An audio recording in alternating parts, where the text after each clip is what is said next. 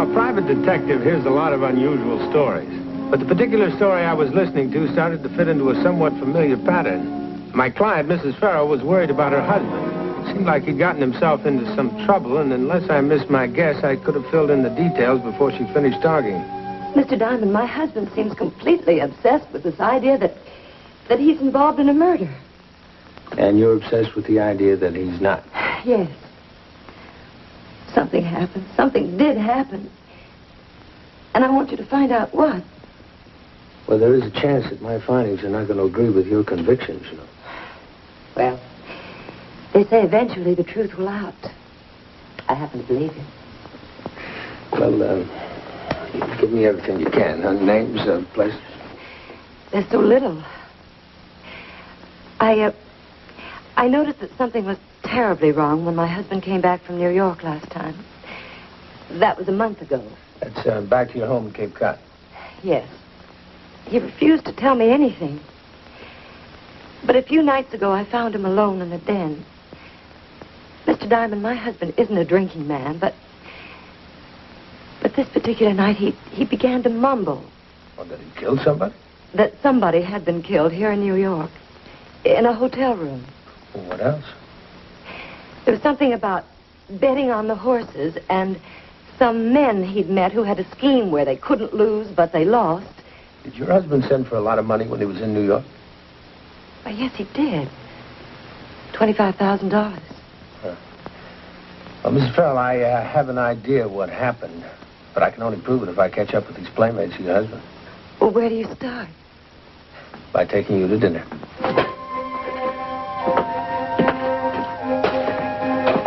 And then I'll write a little play in which I will star, and you will finance.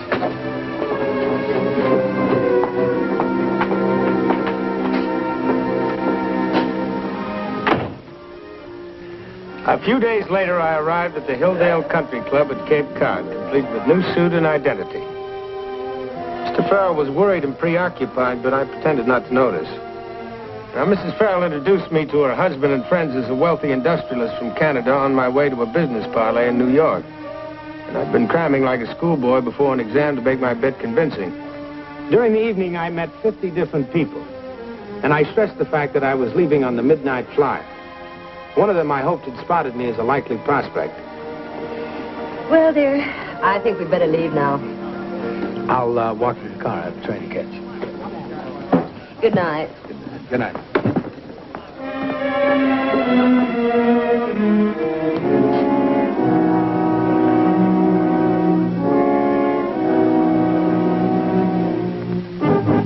Yes? Vince. He just left. On the midnight flyer. Right. I'd play him against the ponies. He'd figure out that stock market game too quick. Might be pretty tough cooling off afterwards, so don't take any chances.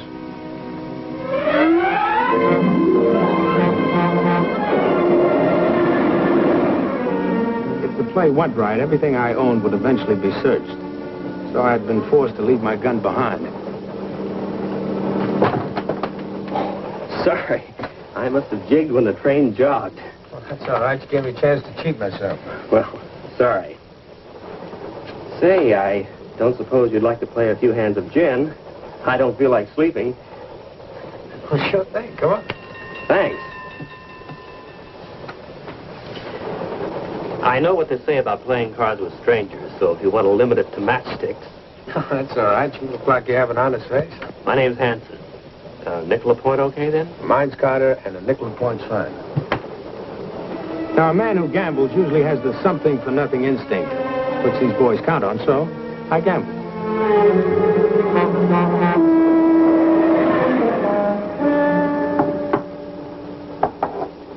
Well, you seem to have done pretty well for yourself, Mr. Carter. Say, how about those Canadian women?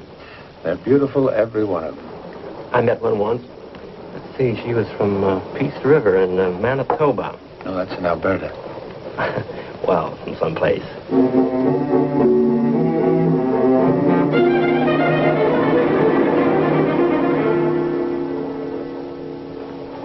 Where do you stay in New York? I have a room at the Savoy. Any friends in New York? No, not a one. Neither have I. Say, I have a suite at the Riviera. It's in Manhattan. It's convenient. The company pays for it. Why don't you move in there? I hate to rattle around by myself. Well, that's very generous of you. I like that. Fine, then that's settled. Thank you very much, Jim. So far, so good.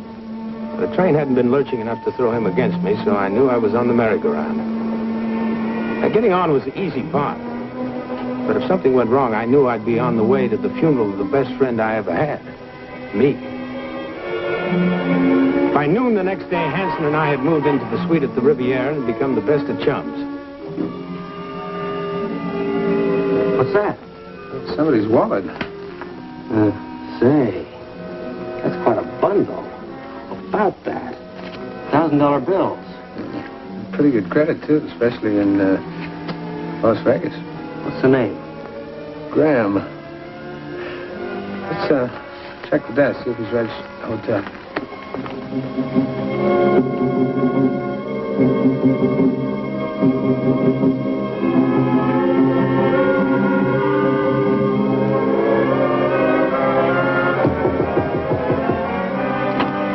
Please go away. I don't want to see any reporters. We're not reporters, sir. And what do you want? I believe you may have lost something. A wallet? Yes. Yes, I did. Come in, please. No offense, sir, but could you identify it? Oh, yes, I can identify it. My name is Graham. Vegas credit cards, newspaper clipping, and a little cash for $5,000. A little cash. Oh, my name's Mr. Carter, Mr. Graham, and this is Mr. Hanson. This is indeed a pleasure. And this is your wallet. Thank you. Now, I insist that you divide this between you. Oh, we wouldn't think of it, sir. We're just glad we found it for you. Well, then, $100 apiece for a night on the town? I insist. Thank you. Thank you very much. Now, we must have a drink. You know, I feel like Diogenes. I've found not just one, but two honest men. I gather you don't like newspaper men, Mr. Graham. Well, to tell you the truth, if you'll look at this, I think it'll explain itself. An unnamed mystery man was reputed to have lost nearly $500,000 at the casino of the newly opened Palisades Club here. $500,000? It happens sometimes. I naturally don't like it splashed in the papers. Well, if you can afford to lose that much, it stands to reason you can make it. Well, to tell you the truth. Sit down. To tell you the truth, gentlemen, and I know I can trust you both, I'm here in New York to recoup that $500,000 and double it. You mean you know a way to make $1 million just like that? It must be a secret. It is just that. But I could use some help. If I only had some friends absolutely trustworthy. Well, I think we've already proved our integrity, sir. If we can help, at least I'd be interested. Well, making money's my business, Mr. Graham. If there's a profit-sharing arrangement. Mr. Carter, it'll be all the profit you can handle. Then you'll use us? Yes, I think so. But I must warn you, gentlemen, this is not a normal business deal. I was frank enough to tell you that I'm a professional gambler. Well, now, we're all gamblers when you come right down to it, Mr. Graham. It's certainly true, isn't it? Now, come on, I want to show you something. Just look, and I'll explain later. And you can make your decision. They were setting the hook perfectly. It wasn't hard to believe that even a basically honest man like my client's husband would swallow it. Now they were turning on the convincers.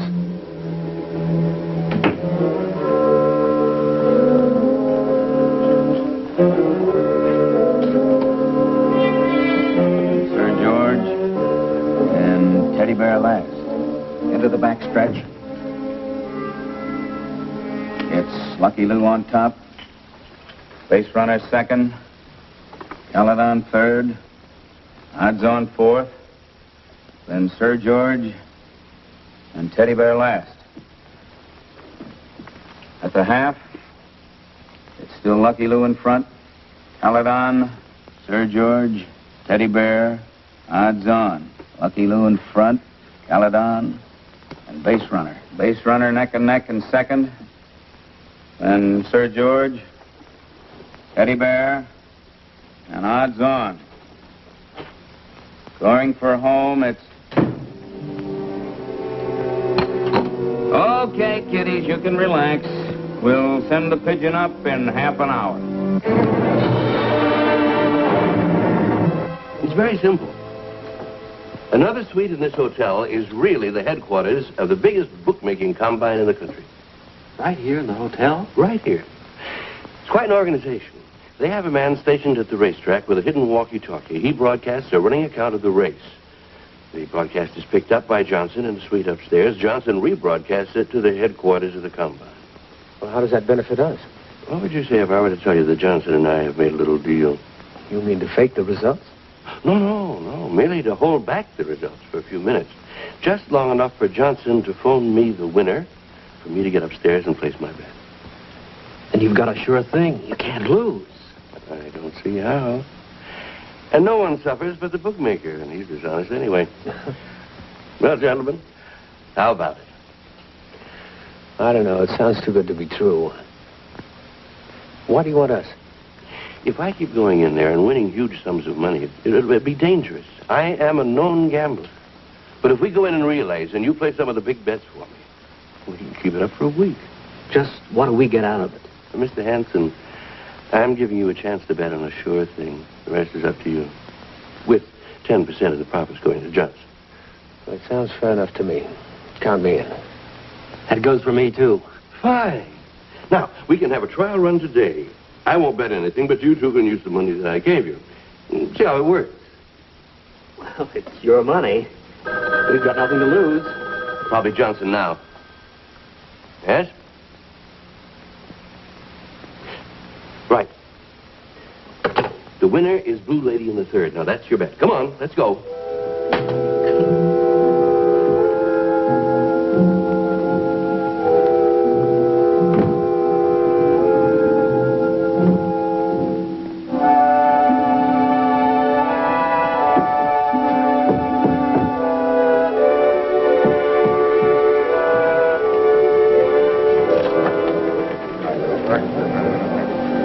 It was a real flashy layup.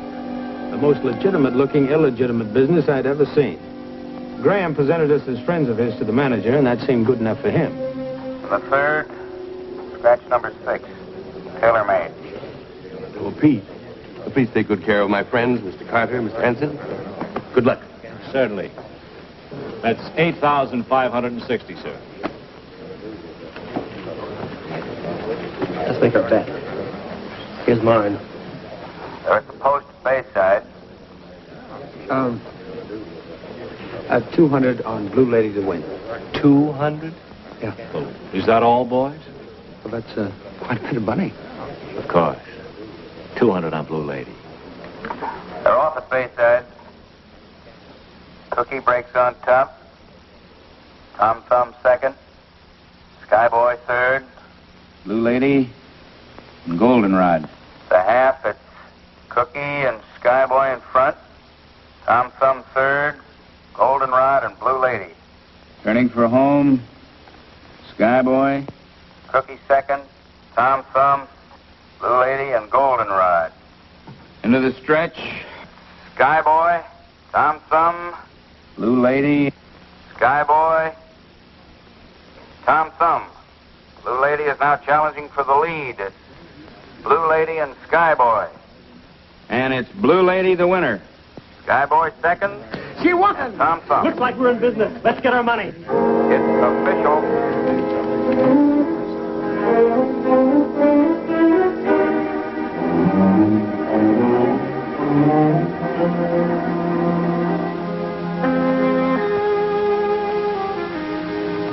Well, here it is, Mr. Graham, $1,200. How do we split this up? You boys divide it. It's yours. Well, no, we couldn't do that. After all, it was your money. Mr. Carter, a few $100 isn't going to help any of us.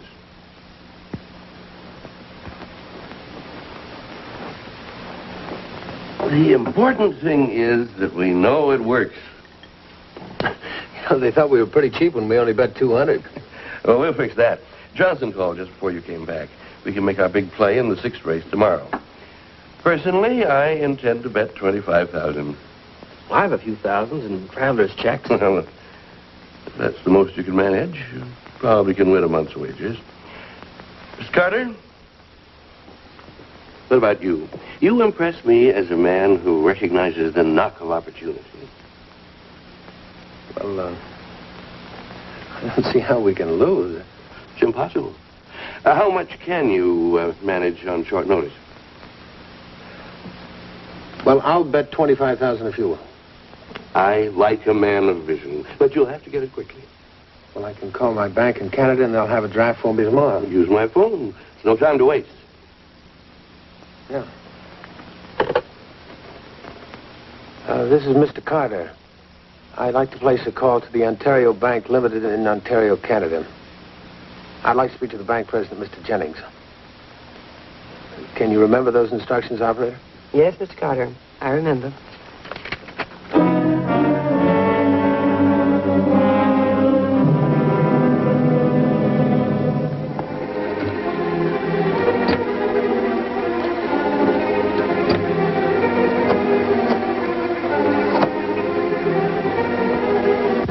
Operator, I'm calling Mrs. Farrell at Cape Cod 2038. Uh-huh. Oh, good. That's all set. The money will be here tomorrow. Here's the luck. Yeah? My luck in having met you both.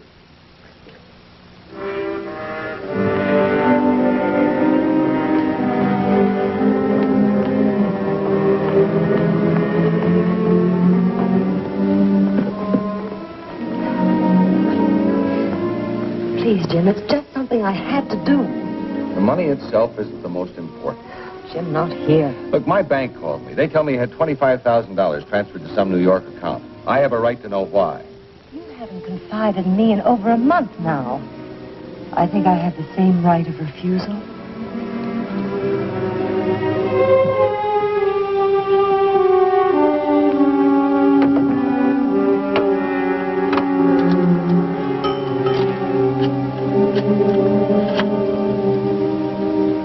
That's all he knew. Mrs. Farrell transferred the money this afternoon. Exactly 25,000. All that lovely money and a 50-50 chance he's a legitimate mark.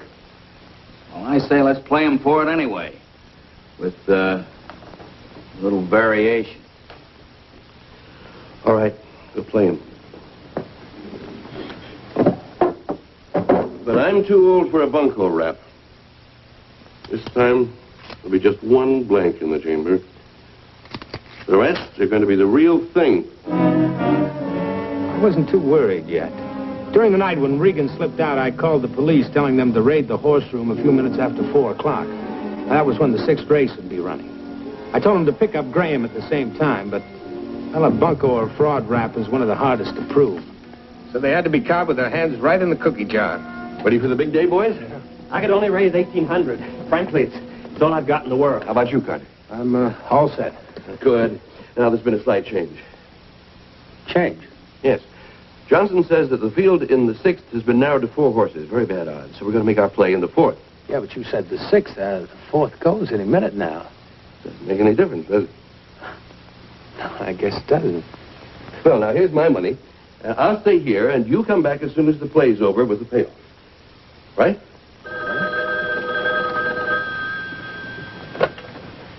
Yes? Got it. Now, here's your play. Place all the money on Big Marcy in the 4th. Place it all on Big Marcy in the 4th, yeah. Now, come on. Hurry. Let's get going.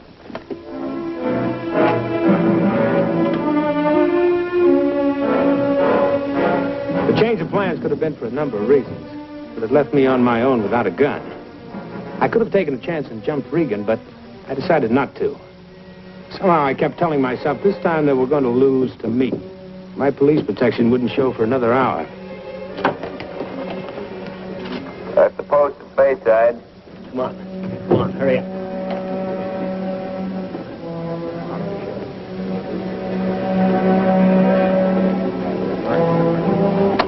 61,800. Big Marcy to win. What I needed now was time. Anything to stall for time. And then hope maybe the police would show up early. I changed my mind. I don't want to bet. No, but are you crazy? Graham would kill us. To win. Bet it. Yeah, but not my money. Oh, listen, boys. It all goes to win. Yeah, but not my money, and I don't want to bet. Oh. They're off at Bayside. Cloudman breaks on top. It's a bet, gentlemen. Sarah Sue second. For Watts here up to 51 Rocky 8. third. I'm Big Marcy to win. And Big Marcy. Shadow. Playboy. Are you crazy? What's the matter with you? I got a hunch. I guess I was scared. I never bet this kind of money before. Well, calm down. It's a cinch, isn't it? Yeah. The half, it's still Cloudman in front. Rocky second. Big Marcy third. Sarah Sue. Shadow. Playboy. Is Big Marcy taking the lead? Cloudman second. Sarah Sue third. And Shadow, Rocky, and Playboy.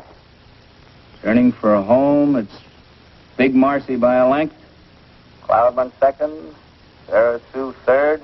And Rocky, Shadow, and Playboy. in the stretch, it's Big Marcy by a length. Cloudman second. Sarah Sue third. And Rocky, Shadow, Playboy. Coming down to the finish, it's Cloudman the winner. Big Marcy second. Sarah Sue third. It's official. There must be some mistake. Yeah, I told you. Look, I want my money back. I said no bet. You heard me. I'm sorry. Your bet was to win. Big Marcy placed. It's impossible. Look, we were both wrong. If we go back now, Graham will expect the money. He'll say we should have placed the bet. He'll blame us for the mistake. He said place it on Big Marcy. Shut up. Do you want to get us? Look, I want my money. 25,000 of that's my money, and I want my money. I'll take it easy. Your hands off of me. I want my money. Don't be a fool. Pull that thing or we're all in trouble. Get him out and let Graham cool him off.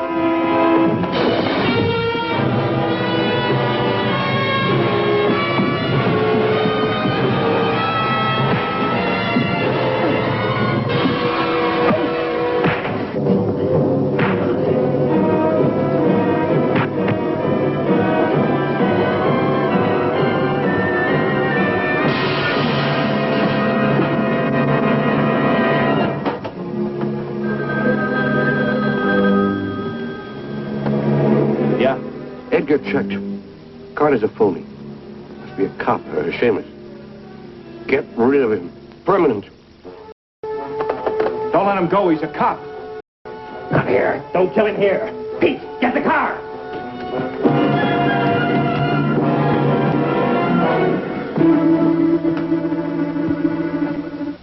I feel like such a fool. Such a grief. Well, I don't take all the blame. And informing on it. I don't have nor married. So, it's nice wealthy Canadian once in a while.